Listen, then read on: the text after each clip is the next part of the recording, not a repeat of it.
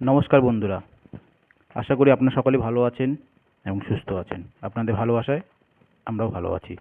তো বন্ধুরা, থাম্বনেল দেখে তো বুঝে গেছেন কী নিয়ে আলোচনা করতে চলেছি। তো ভিডিওতে যাওয়ার আগে আপনাদের সকলকে জানাই হ্যাপি হোলি এবং ভিডিওটা শেষ পর্যন্ত দেখুন।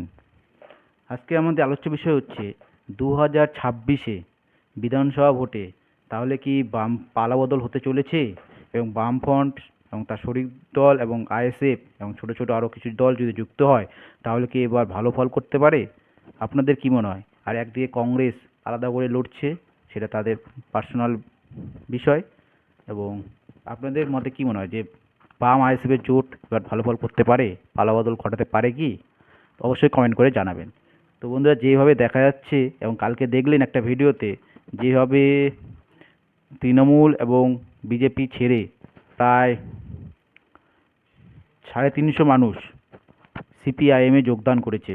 তাছাড়াও দিকে দিকে আইএসএফ এবং আরও অন্য অন্য শরিক দলে যোগদান করছে কিছু কিছু মানুষ।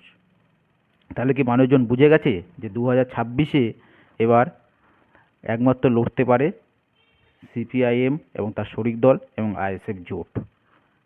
জোট এখন প্রায় শেষের দিকেই। আর হয়তো আপনারা জানেন যে আইএসএফ এবং বামপন্থী দলগুলির মধ্যে একটা জোট নিয়ে সমঝোতা চলছে, আর হয়তো শেষের দিকে প্রায় জোট। আর হয়তো একদিন হয়তো মিটিং হতে পারে, হয়তো দু একটা সিট নিয়ে হয়তো একটু মিটিং চলবে আর 1-2 দিন।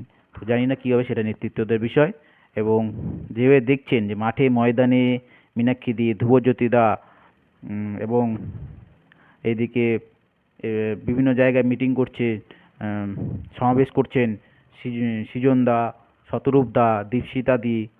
সত্যি বন্ধুরা, দেখে খুবই ভালো লাগে। এবং মানুষজন বুঝে গেছে যে একমাত্র লড়তে পারে বামপন্থীরাই। দেখেছেন তো বন্ধুরা, এসআইআরে প্রথম থেকে শেষ পর্যন্ত এবং যবে থেকে শুরু হয়েছিল এসআইআর, তখন থেকে এখন পর্যন্ত যেভাবে বামপন্থীরাই মানুষের পাশে দাঁড়িয়েছে, সত্যি দেখে খুবই ভালো লাগে। এবং বামপন্থীরাই একমাত্র ভরসা, তারা বুঝে গেছেন।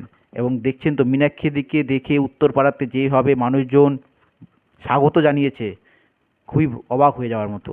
মীনাক্ষী দি এবার তাহলে উত্তরপাড়া থেকে হয়তো জেতার অপেক্ষায়, জানি না। এবং এখন তৃণমূল এবং বিজেপির কে প্রার্থী দেবে সেটা তাদের ব্যক্তিগত বিষয়, তবে দেখা যাবে ভোটের রেজাল্টে কী বলে।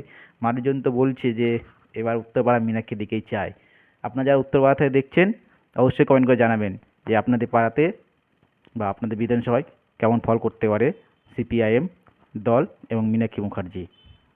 তাছাড়া ধ্রুবজ্যোতি দা খড়গ্রাম থেকে প্রতিদিন লাগাতার প্রচার করে চলেছেন এবং সম্ভবত সেখান থেকে তিনি দাঁড়াতে পারেন, এটা তো কম বেশি সকলেই জানেন।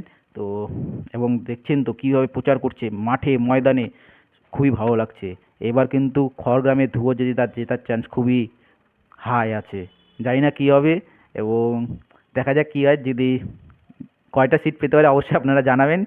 এখন ভিডিওটা যদি ভালো লেগে থাকে অবশ্যই লাইক করবেন, শেয়ার করবেন, সাবস্ক্রাইব করবেন বন্ধুরা। এভাবে আপনারা আমাদের পাশে থাকবেন যেভাবে আছেন।